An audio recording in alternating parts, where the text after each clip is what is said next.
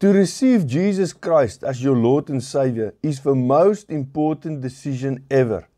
Romans 10:9 and 10 says, if you confess with your mouth the Lord Jesus and believe in your heart that God raised him from the dead, you will be saved.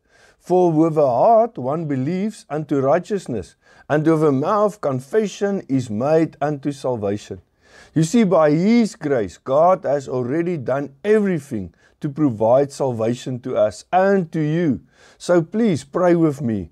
Lord Jesus, I confess my sin and need for salvation. I confess with my mouth that you are my Lord and Savior. I believe in my heart that God raised you from the dead. By faith in your word, I receive salvation now.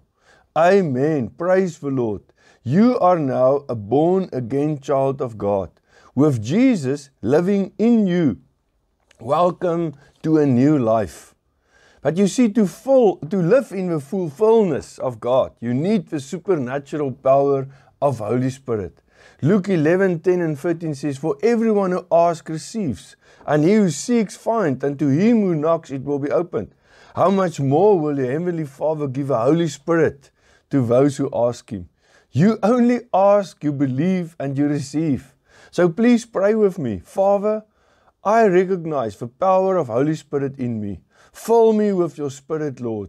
By faith, I receive Holy Spirit in me. Thank you, Spirit of God, within me. Amen.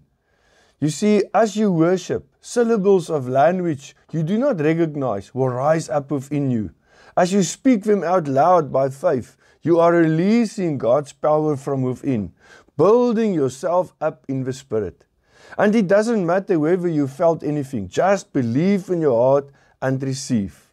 Mark 11:24, therefore I say to you, whatever things you ask when you pray, believe that you receive them and you will have them.